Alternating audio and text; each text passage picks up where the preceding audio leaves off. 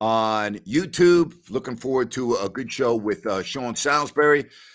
Man, what a week. I think everyone's just glad that things are progressing so well with Damar Hamlin and his family, and that the NFL now has a plan in place, and we've got college football, and we're kind of getting back to the normalcy of sports.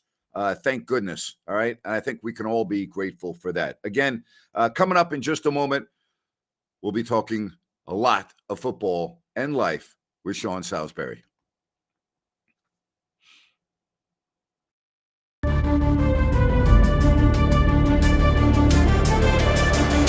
Audio Jungle.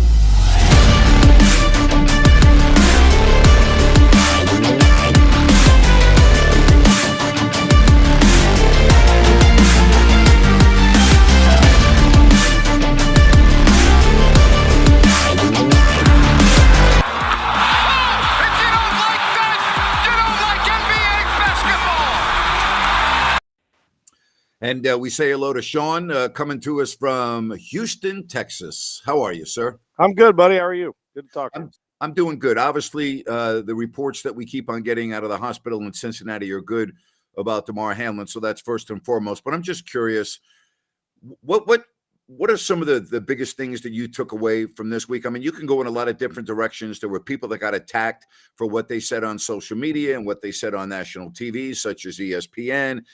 And then there's the humanitarian side of it, the people that came together, the galvanization of what this did, I think, for players and fans of the National Football League. So there's a lot of different ways we can go. What did you take out of this?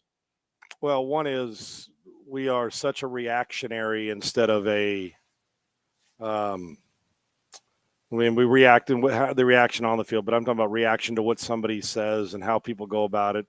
We react to everything, and it's almost as if a lot of people want to react negative because they're looking for a battle. Mm-hmm. I feel that in society and sports, on social media. Now, I think most people are generally good, Grant. I do. I think people want to do the right thing a lot of times, but it's exhausting and maddening because somebody can mean something. And then I think there's people that just don't have any clue about humanity and compassion. I think that they miss that part of their DNA. But for the most part, I think people are good. But we are such a reactionary instead of, be out in front of things. And we react to everything. Oh, my gosh.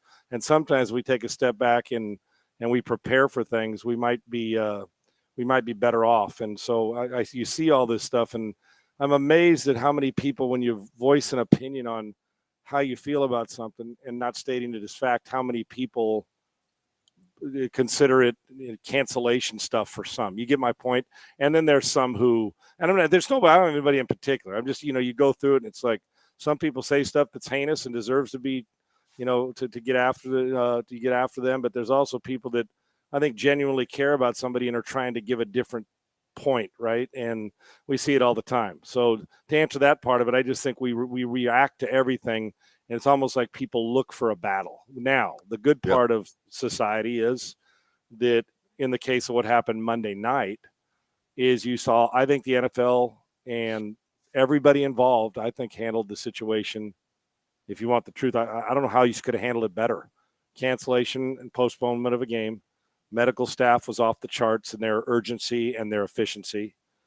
You see the raw emotion from players, and I think what we learned also is that we see these players who we see them do amazing things in their lives as athletes and phenomenal superheroes, Superman things. We forget to realize at times real life hit on Monday night. Mm-hmm. And it was an unfortunate set of circumstances. It was gut-wrenching. It was sobering. T. Higgins does not need to carry that burden around. But of all this, you see, in just look how the progress that Damar Hamlin has made in 5 days. Yep. And now he's getting healthy and talking and breathing on his own. These are all good things. I think it's amazing how everybody comes together when something like this happens, whether you like football or don't.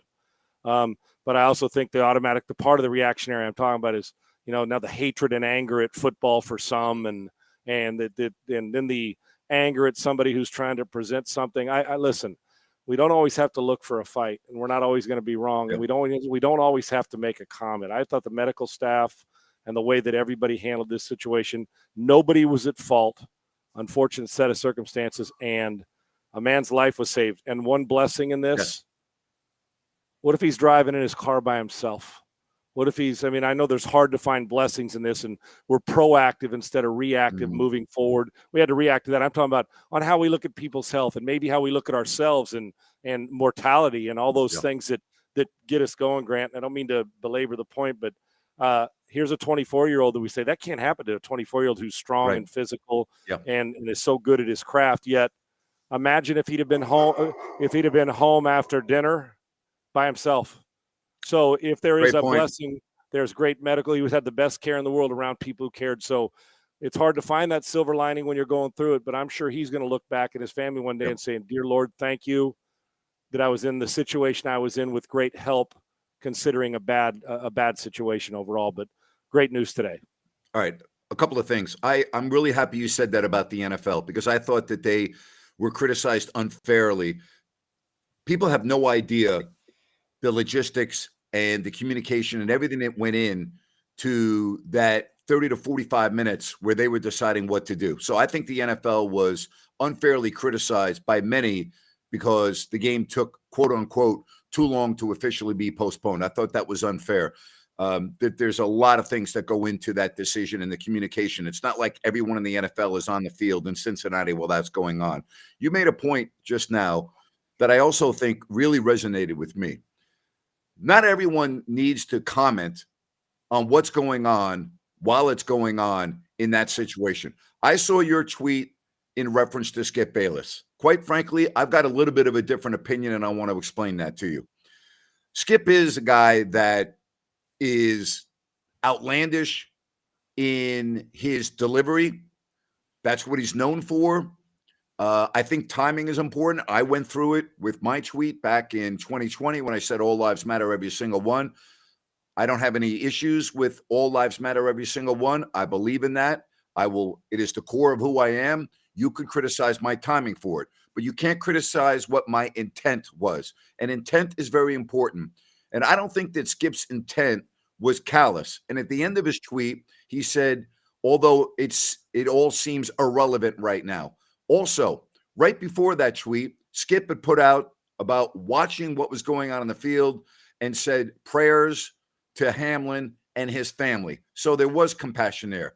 I personally feel, because there are so many critics out there of Skip, that he was unfairly attacked, almost like we needed someone to latch on to, somebody to criticize, to almost make us feel better about what we were watching on the field. So that's how I feel about those two things. And you are 100% correct. And what's crazy is I have never had an issue. I can disagree with a lot of things he says. I've never had anything personally wrong against Skip Bayless. I never had a problem with it. My thing was, and once again, including me, fall into the reactionary commentary, like how I think it lacked tact and timing.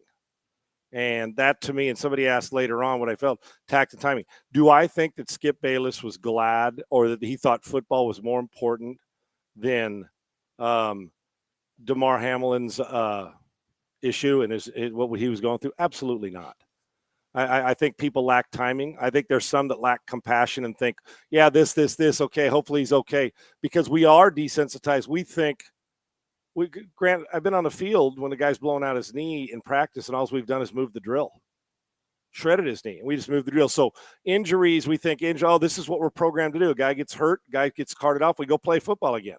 So twofold with this, and you're exactly right, but this was a different issue. And I think probably because of the emotion and the severity of it, we all reacted different. And we don't all have to react to everything all the time. You're exactly right. My thing with Skip, it's never personal for me.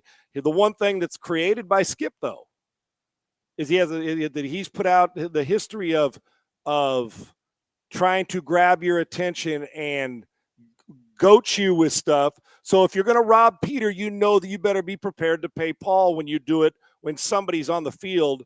And within the same tweet, you're talking about, well, it's football, but now what's the NFL going to do? I just thought the timing of, listen, you're exactly right. Like I said, I don't think Skip Bayless wants anything wrong. And he was pointing out the business side. Maybe an hour later, let everybody get settled in before we start Then we can get to the business part of football. And to be honest with you, when everybody's saying, well, I can't believe the NFL had people warming up, the NFL had people warming up because they didn't know the severity of the situation either. Absolutely. Because that's what they've done. Yep. That's what we always, guy blows Yes. out his knee, guys get carted off. They just keep, they start up, everybody's upset and you play. This was a unique, outlying, dangerous situation. But while they're doing it, their responsibility, they have a protocol they follow. Just like when people complain, well, why does some guy got to be first on Twitter? Right. Don't have to be first, got to get it right. Instant replay. You want it right or you want it done in 30 seconds. So the NFL taking a step back, trying. I know we want urgency and answers right now, but we always want it in somebody else's life. And the truth is, when we give an honest opinion or you tell somebody the truth or tell somebody how you feel, it's all good as long as it's not telling them how you feel about them or what it is that it needs to happen to them. So I am not mad at Skip Bayless. I thought it was a bit insensitive of the timing. I thought that it lacked compassion because there was two different. And the truth is, Grant, I've tweeted stuff that and then all of a sudden people will see one sentence and they don't read the rest. We're all guilty of that. And we did it with Skip. We've done it with others. But my thing is, if you are going to make a living teasing us with the things you do with outlandish stuff, you got to understand that when you say it, the first thing that comes to our mind is at times, and I like Skip Bayless, I do. I've met him when he was at ESPN. Like I said, I could disagree. I'd love to debate with him, but I didn't think that both talking about, well, football and this in the same tweet as a guy who's fighting for his life. I just think that we all at times lack tact. I thought it could have waited. I didn't make a big deal of it. Went on and somebody asked me later. I said, I don't have a problem. I said, I just didn't like the timing and the tact of it. But we are so reactionary. Yep. We are looking for somebody to hate. We're looking for somebody to fight with. That's my point. Sometimes we got two ears, and we all guilty of it. 2 ears and one mouth, use them accordingly. And on this, we actually are arrogant enough, all of us, and dumb enough to think that everybody wants to hear all of us, our opinion on every subject, which is horseshit. I don't even want to hear my opinion on most of the subjects. But I saw it, and I was like, I thought, wait, football doesn't matter. And do I think deep down that Skip Bayless wanted football more than he wanted this kid? So absolutely not. I think he cares deeply about the kid. But Skip Bayless, he lives by grabbing your attention, right? In his profession, has made a lot of money doing it. And he stuck by his tweet. I give him credit for that. Him and Shannon stuff, that's going to be something they'll work out. And I mean, we know how that goes. It's good ratings and stuff to get them disagreeing on television. Right. So I think Skip Bayless, and when people just make it him, there's a million billion other tweets about people who, and then you know what? If you do it an hour later, and you saw it, Grant, I don't mean to belabor this, but you saw it an hour later, people are coming out with, well, what's the NFL going to do next? Well, you do have to eventually approach it because guess what we're doing this week? We are playing football. So there's a fine line, and unless it fits what we want, we're all quick to judge. And it's something I think we all got to get better, and I sure as hell know I got to get better at it. All right, let's talk about what the NFL has done. First of all, there's no easy answer to what to do with the seating.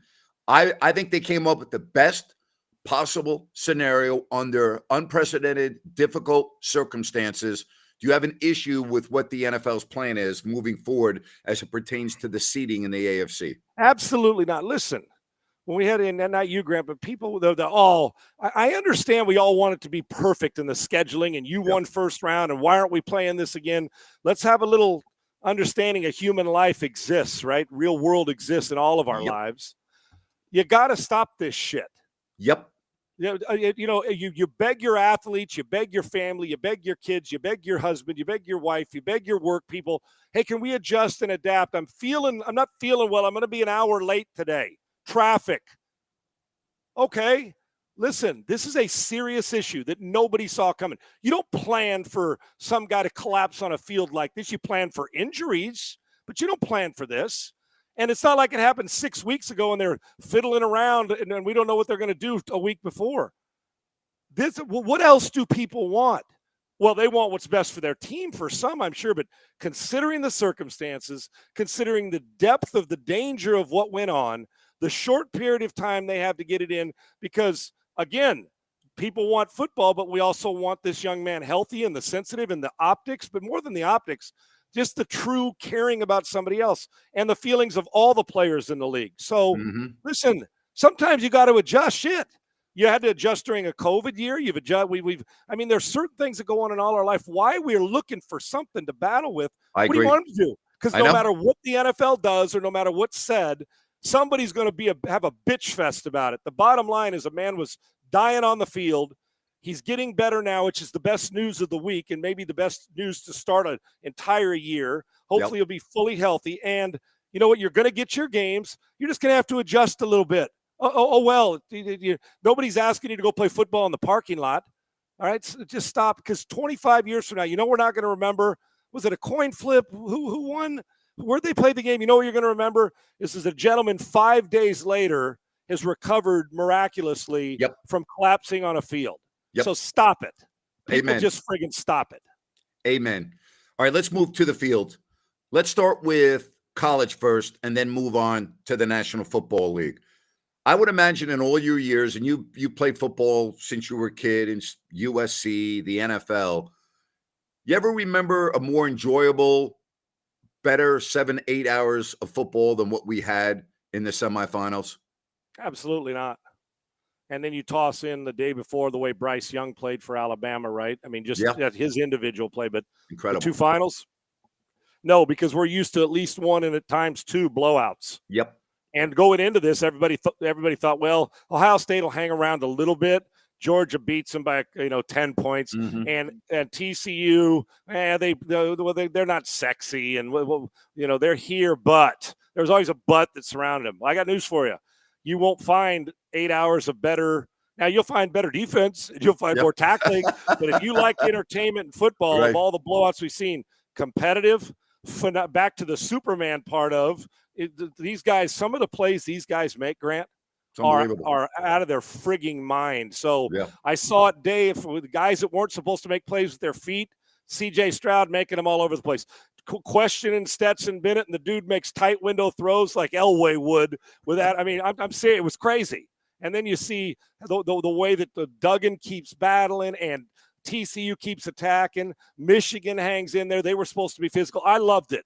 And I'm just going to tell you going into this. So I think that you put it this way, you got triple the price of your ticket if you were watching those games. Boy, oh and boy. I loved that. And I didn't miss a snap. I thought it was awesome, but I fully believe it's going to be really difficult for people are still going to bury TCU. I would be very careful because I won a 17 parlay over the weekend, and those two championship games were involved in it, and I loved it. Not pat myself on the back. My point is that we're all we love the back. Yeah, we love. Yeah, I loved it too because it was a nice big a nice big payoff. But point is that we all love the favorite and we all love the over.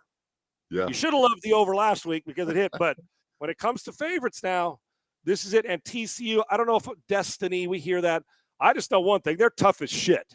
And you're getting the two grinding quarterbacks, and somebody's going to have to step up, and TCU's offense can score points. And there you have it. That's how I feel. I think it's going to be close. It's easy to pick on Michigan. Ohio State, I mean, the game was right there at the end. But once again, the Big Ten comes up empty. They were in the championship game, a game that I was at in Miami right in the middle of the pandemic against Alabama, and they got blown off the field. Let's summarize again where we're at with the Big Ten. They're not on the big stage, the biggest of stages here at the end of the season, and they had two teams in the Final Four. Yeah, no doubt about it, Grant. You've been talking about it. I see where C-Dog said Stetson Bennett had some questionable throws, but let me real quickly respond. He sure did, threw a bad pick. Went over to the sidelines. We thought, the wheels are coming off. And what did he do? Bam. Comes right back, jumps in, and puts his team in position to win. So he grinded his ass off. Grant, you're right. The Big Ten. And so before you had brought it up, before the playoffs even started, you said, man, Big Ten needs one of these or two of them are to go because we're going to have the same conversation. And what do we have? We're wondering about Ryan Day and Jim Harbaugh's ability to win that one, right? Yep. Both really good coaches, but it's going to be questioned. And I think about the competition. Had TCU played Georgia last week, it would have been a great game. Had Ohio State played Michigan last week, we'd have had one hell of a foot. All four of them round robin wise. I think we'd have seen a close game, and no matter who was playing who. And now Georgia's going to – if you're Georgia, I would bet that Kirby Smart's telling them, we've had to deal with some really good teams, and TCU belongs in the conversation. So yeah, the Big Ten took a beating in the Final Four. Great to get there, but the questions will continue to exist: is why can't they close it out? And that's a great point by you, Grant. I asked you, I don't know, maybe a month, 5, 6 weeks ago, after I watched Brock Purdy play, and I asked you, Sean, how many quarterbacks do you think are on NFL rosters and nobody's really heard about that could step in and play well? So we watched Purdy play for a couple of weeks. I was so impressed with what I saw last week against arguably the best defense in the National Football League, with a tumultuous week surrounding the quarterback Derek Carr, who obviously is going elsewhere next year. I thought Jared Stidham's performance last week was absolutely magnificent. It blew me away. And I'm just wondering what will happen if he does the same thing this weekend against Kansas City. He would have to be your quarterback going forward, would he not? I know it's a small sample size, but I want to get back to my question of a couple of weeks ago. Are we thinking that maybe there's 5, 6, 7 guys like Purdy and Stidham that if they got on the field, guys that haven't been on the field really before, that could play as well as these two have? Or is it based on what they have to work with? There's more guys than that can go and win you a game or two. The question is, Grant, can they sustain it and become the everyday starter where you know how they're preparing for you, right? Mm-hmm. Brock Purdy, we mentioned, listen, people can keep saying what they want, and I'm going to say this as loud as I can, and you know I like Jimmy Garoppolo a lot. I know. If Garoppolo, Trey Lance, and Brock Purdy were all healthy today, I believe in that private room, Kyle Shanahan trusts Purdy the most right now, because I don't think he thinks Purdy's going to miss the easy throw. Not that the other guys can't win. And let's say they win another game and Jimmy's healthy. Garoppolo's seeing the field as a backup. He ain't starting. I am not pulling Brock Purdy out because he's doing everything necessary. And see how the team's rallying around him. To Stidham, right. I could have been more proud. Listen, my ass is chapped that Derek Carr decided to go home. I thought it was weak. Yep. I thought it, as much as a bigger Raider fan, and I like Derek Carr, but guess what you're never doing when Derek Carr goes to another city? And I hold him in high regard. I think he's a good player. He's never wearing a ring in another city. You don't complain. You don't talk about what a great leader this guy is and he'll do anything. And then he's sitting at home the last 2 games while Stidham gets his chance. And you should be on the damn sidelines with a headset on, rooting a teammate on, and earning your fucking paycheck. That's Amen. one. And I do like Derek Carr. I do. But Stidham showed me something. I was rooting for him. Why? For a lot of reasons. I want him to prove that this is where you're supposed to be. 2 is that they had the guy, and the team rallied their ass around him. They played as good hell. They were doing everything. He's getting hit in the mouth and standing in there. Dan Fouts told me years ago, the greatest way to be a leader and get respect from your teammates is get the shit kicked out of you, basically standing in the pocket and delivering the ball. And that kid did it. And I'm going to tell you, if it's not for Bosa riding the left tackle back into Stidham, oh boy, Devontae Adams is about 4 yards beyond for a touchdown. And Stidham's got plenty of arms. So I am, and I don't know if Purdy's going to be a star. People are going to keep looking for reasons to tell me he's not good. I'm looking for reasons to tell you why he can win it. They're going to look for reasons to say, well, Stidham, and they both may end up being backups or journeymen. Who the hell knows? I know this, though, that I've seen stuff from both that tell me they deserve more looks. How's that, Grant? And if Stidham plays lights out, Carr's gone. So he won't even be there no matter what happens. He's out. Mm-hmm. Now it's Stidham and remember this, though, Grant, while he's new there and it's 1 start, small sample size, he is familiar with Josh McDaniels, who was his coach in New England. Mm-hmm. So he knew the verbiage and knows what he's bringing to the table. So I'm just telling you this. I am not – I love my Raiders and I love Derek Carr, but Derek Carr's a guy. He's not that guy. And I thought he lacked a little bit of leadership on going home. And Stidham said, oh, okay, you left your glove out on the mound. Let me grab this. And I think Carr can score and win and do well. But you ain't playing on Sunday in February. No. In New Orleans, if he's your quarterback in Carolina, he's going to wear as many Super Bowl rings as I am. And I like him. That's 0. Yep. Yeah, that's a great point. You think Zach Wilson is done in New York with the Jets? I think they're telling us. I think they're begging for they're begging more for the embarrassing part of the look that the guys they've picked in the first 3 picks, the last 2 quarterbacks, have both been run out of town early and often, unfortunately. I think they want Zach Wilson to prove to them that he can play. But Grant, I've been under it. If you're inaccurate, I don't know how you turn it around for the most part. Some guys Yep. have and become a 70%, 68% thrower. I think a lot of it's mental for him. I think it's a tough city to play in. I think they feel like they've given him every opportunity. If I was a bet man, I probably wouldn't bet it. But if you said, Sean, will he be the starting quarterback when they open 2023? My answer to you would be no. I think sometimes you see so much or you see stuff that's so blatant to you, Yep. say, I can't let it fester. I've got to move on now. And I think we're close to that right now. I don't think the old saying, well, let Zach cook. Zach ain't cooking. He's making salads and microwave dinners. He's got to get better, and he's got to get more accurate, and he's got to turn his – and that's one. Josh Allen. He went from a guy that we didn't think was that inaccurate to him, but that's the outlier with special talent, was greatly coached and has been well coached. Well, those guys don't happen. Usually if you're inaccurate, you hover around inaccuracy. Drew Brees will complete 70% with a blindfold on. Yep. So there are the outliers. They're never say never.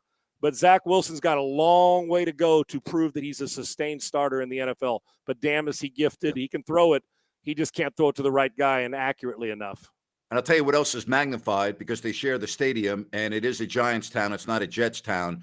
But Yep. with that said, when you see how well Daniel Jones played this year with the new coaching staff and a new quarterback coach, I mean, I thought his season, I don't think people are talking enough about what Daniel Jones did this year for the Giants. Is he going to be the starting quarterback each and every year for a Pro Bowl team? Probably not. But I that also looks so bad for the Jets when you see his development. Again, I know Zach Wilson's only in his second year, but I just, this is a real bad situation, as you said, for the Jets. When you mess up twice in that short of a span with with Sam Darnold, and now with Zach Wilson, that is very difficult to recover from, Sean. You know that. This takes years to recover from. And you become gun shy on when you're going to take the next one. Oh, boy. You just do. You say, well, now. You're better off going out and getting one of the veteran quarterbacks that you already have seen play. Right. Garoppolo or Carr or Yes. somebody. That's exactly right. Who you can get you 9 wins, maybe 10 if the team's really good. And I'll tell you, the Jets made stride. They're getting good players. Yes. The truth thing, the quarterback's the one holding them back right now. When it Yep. was Zach, and I root for Zach Wilson, but you got a long way to go, man. And yeah, the Giants and Daniel Jones, the number one thing that Daniel Jones did this year was protect the ball. And the number one thing that Brian Dable and his coordinator, Mike Kafka, did was get him to believe that he's a good player. And that's exactly what he's doing. And the truth is, they still got to build an offensive line. They got some things they got to get better at. And he still survived it. They're in the playoffs. Dable, culture change. It's kind of like what they're doing with Geno Smith. There's a believability factor. So now you say, well, the Giants and Seattle, and do you need that guy to draft? Or can you now, have you bought enough and improved enough where you can go get help somewhere else? And I think in both cities, it's a major question that they can, I got the guy now, I can hold off until a year or so more before something else. But incredible turnaround for both places, in particular with the Giants. I look at what's going on right now in the National Football League, and I'm sorry, Sean, I don't think the Minnesota Vikings are a good team. I just don't. I know they have 12 wins.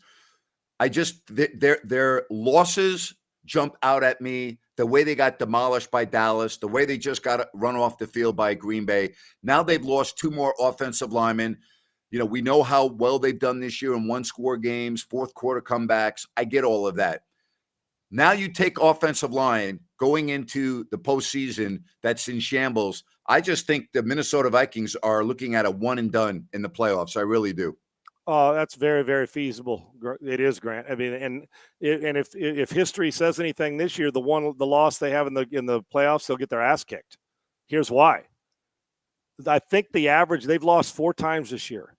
Mm-hmm. I think the average loss is 22 points. That's pretty staggering. They don't just get beat; they get smoked. Staggering. And when they win, every single game's within a score. 11 of their wins, of their 12 wins, which is a record. Sean, they were down 33-0 at the half to a bad Colts team. I understand they won, but Sean, when you're down 33-0 to a bad football team, something's not right there. Right. Now Kevin O'Connell and rightfully should spin it.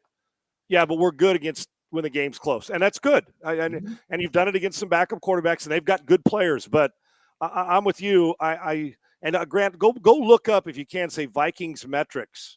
If you get a chance, just for your reading bullshit pleasure. Yep. What they've done this year with the point differential and 12 wins and 4 losses, this is we've never seen it before in NFL history ever. And so they put it this way: they're sitting there ice fishing in Minnesota, and that ice is thin. The spring's about to hit, and they're about to go under if they don't sprint themselves off that ice and find a bigger, thicker ice. And that thicker ice comes from you better protect the quarterback, and you sure as hell better get a stop or two, because they don't get stops on defense. They are epically bad at times on defense. So listen, while they got good talent, I can tell you nothing. I don't, by any stretch of the imagination, think they're playing in February this year either. All right. And then I want to get to the Packers. I'm a big believer in what you're doing at the end of the season. I've seen it before being a Giants fan, and how momentum, when they were a wild card, could propel them throughout the playoffs. We thought Green Bay was dead in the water. We thought they were down and out. They have gotten back up off the mat. And what a game they have coming up to end the regular season against Detroit. Where do you see the Packers right now? Are they a dangerous team? Hell yeah, they are.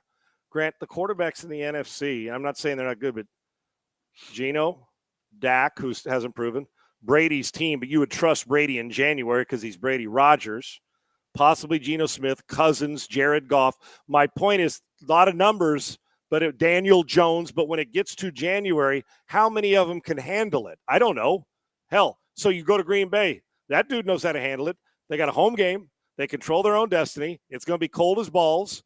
They're on a roll. The young players are playing well. Defensively, they were lights out last week. Nobody does to Jefferson what they did to Jefferson. They pressed him, and he could not get off the ball last week, and that is hard to do against a guy who dominates everybody. So I think they're extremely dangerous. And, Grant, when we say, oh, we've seen this movie before, oh, no, we have seen this movie before. I take you back to the Green Bay Packers Super Bowl win with Aaron Rodgers. They got in the playoffs. Wild card got in late. Went on the road 3 straight weeks and won. And they won the Super Bowl that year. They were the wild card. They went on the road and won their games. Went to the Super Bowl and won. He's MVP. And to top it off, they had like 10 guys or 11 guys on IR at the end of that season and throughout that season. Starters, I'm talking about. So, not only have we seen it, and I don't know about game-to-game momentum, but I'm huge on game-to-game confidence in this feeling. Do I think that if Aaron Rodgers gets in the first round and he's playing I'm just throwing the Vikings or a team or the Cowboys, Yep. hell, advantage Aaron Rodgers. That's just the way I feel. Yeah. Even though their team, but their defense is they're playing well, and it looks like an offense. It's just taking a long time. Hell, they're probably going to make the playoffs, Grant, because they're the ones. Seattle and Detroit need help. Yep. All the Packers got to do at home. This used to be the biggest home field advantage in sports. They're going to have to regain that, and they're going to have to do it against the Detroit team that's capable of scoring. No better opportunity than now. It sets up perfect for the Packers to get in, and then we'll see if they can go on the same roll they went on when Aaron Rodgers got his one and only Super Bowl ring. You have a fabulous weekend, my friend. So great spending some time with you, and we'll do it again on Monday, and enjoy all the football. You have a great one, too. I appreciate your passion and all the great stuff and your insight, man. And thank you to all our listeners and viewers. Appreciate you. Thank you, Sean. We all appreciate you, buddy. Good stuff right there. We are brought to you by New Works Plumbing of Sacramento. Locally owned for over 20 years, New Works has a fix for you for your plumbing needs and repairs. Just go to sacserviceplumbing.com or call the number on your screen. That's New Works Plumbing for all of your plumbing needs and repairs. The Kings are off. They play tomorrow against the Lakers. The Lakers are playing tonight against the Atlanta Hawks, so the Kings have the table set as well as you could, although it seems like whenever they have the table set as well as they can, they lose. They are coming off a bad loss. Ryan, how are you, buddy? Doing great, Grant. How you doing today? I'm doing good. You know, here we are again with you have 4 games left on this homestand, and anything less to me than 4 straight wins is a bad homestand. You already lost to Atlanta. You got the Lakers tomorrow, as I said, then Orlando, bad team, 3rd worst from the bottom in the East, and then the worst team in the NBA record-wise, the Houston Rockets for 2 games. Yeah, this has to be a win out for the next 4 games. I completely agree with you. They need to get production. I was looking at the stats while Sean was on. Production from the bench. The minutes are up for the starters. All starters are playing over 38 minutes with the exception of Kevin Huerter. 38 minutes or more. Yep. So anyways, they need to get that production, but they also have a little bit of rest between each game. So there's no excuse for them to not win out on this series. And it starts tomorrow with the Lakers. And we know about the Lakers, Kings, and the history. And the Lakers have really kind of responded lately in the absence of Anthony Davis. I'm not ready to say, hey, they're back. I'm not going there. But they're not, they're a completely different team than the last time that Sacramento saw them. Had this not been a back-to-back for the Lakers, I actually would call it almost, not quite, almost a toss-up game. I would give the Kings, a 60% chance of winning. But now with the Lakers and their age and LeBron on a back-to-back, I give the Kings over an 80% chance of winning this game tomorrow. I mean, I think it's 80% or higher. I really do. Yeah, I don't know if I'm willing to go 80% because sometimes the Kings come out and not play very well with teams they should beat. But LeBron's playing at a great level right now. He's obviously putting the team on his back, and there's a way forward for them. And it's the Lakers. They're always going to be relevant. Any team with LeBron James on it will be relevant, but definitely winnable. Yep. There's no doubt about that. A haunted horse chiming in. They don't want you talking about the Seahawks. Hey, we're not talking about the Seahawks just yet, but we may be talking about the Seahawks on Monday. But we'll wait till that. You got to admire haunted horse, man. Always throwing stuff our way. You know what I'm saying? Wow. Always. All right. So the West. I used this on my rant today, and Ryan, what I always tell fans, don't go game by game. You're going to drive yourself crazy. Go in 5-game increments, 10-game increments. I use the Boston Celtics as an example. On Tuesday night, they lost 150 to 117 to a horrible team. I shouldn't say horrible. I'll take that back. To a non-playoff team in the Oklahoma City Thunder. Then 48 hours later, they go into Dallas last night, and they embarrassed the Dallas Mavericks 125 to 90-something. That right there is the NBA. That's why you can't go and look at one game and make too much out of it. You can't do that in the NBA. You can't do that in an 82-game season. Well, the game's changed so much, Grant. Yes. The parity with the three ball, that's the first thing. Shooting with all the threes going up. If they go in one night, they don't the next night, then that's going to have a big difference. But yeah, you've got to look at the body of work. I mean, and you got to look at everything. And for the Kings specifically, Grant, if we even go beyond a 5-game period, this team has been very inconsistent for going on about 12 to 13 games. And that is what is more concerning to me. I'm not looking at the game by game, like you said. I am looking at that bigger sample size because I still go back to the road trip when we played New York. Since then, it's been up and down, up and down. Yep. Hey, Talking Kings, do me a favor, okay? I want you to do something for me, okay? I want you to go to an area on your device where it says NBA standings, okay? I want you to look at the NBA standings, and I want you to come back to me. I want you to tell me what the record is of the Orlando Magic, the Houston Rockets, and the LA Lakers. Okay, that's what I want you to do for me. And when you do that, okay, I want you to write it down because I don't think you have a good understanding of what the hell you're talking about. And write down the numbers. There are 2 numbers, okay? You will see one number, and in the Rockets case, the number is 10. All right, that's the first number, 10. The second number begins with a 2, okay? That's what matters. Okay, I don't really care about the young talent. I don't really care about anything other than what the record is. The Kings are playing the rest of this week 3 of the worst teams in the NBA. Okay, you know why I know that? Because they have the standings. And we're also approaching the halfway point of the NBA season where you are what you are. Okay, there are no flukes. Not all of a sudden you're going to wake up one morning and you're going to be this great team because you've been an awful team or vice versa. All right. So do a favor. Do me a favor. Go look at the standings. Write down on a piece of paper those numbers that you see. There's going to be 2 sets of numbers. It's going to be one, again, with the Rockets, it starts with the number 1. Then there's a 0 next to that 1. And then there's another column and there's another set of numbers. Check that out for me and then get back to me. All right, Ryan, I just was trying to help out our audience a little bit. Very good, Grant. That's what I'm here for. That's what I'm here for. Yeah, You of know? course. You got to get a little rant in, buddy. You got to Yeah. get a rant in. You know, I gotta hear about how good these teams are that the Kings are playing because they got some good young talent. You know what? It's the NBA. All teams have good young talent. Okay. Yes. And every team can Yeah. beat another team. We just saw it with Oklahoma City. Also, look at Oklahoma City standings too. Let me know how they're going to do in the playoffs this year. Oh, that's right. They're not. Oh, sorry about that. No. All right. All right, buddy. You take care. Good stuff. I will. Always enjoy chatting with you, and you have a great weekend. All right. You as well, Grant. All right, good stuff right there from Ryan in Sacktown, and the Kings and the Lakers coming up tomorrow. All right, I'm going to get ready for my show on Listen App. I hope you have a fabulous weekend. We got so much going on with the Kings, college football, the NFL. So you do yourself a favor and, enjoy your weekend. Would you please enjoy your weekend? And thank you so much for joining us right here on If You Don't Like That with Grant Napier. So long, everybody.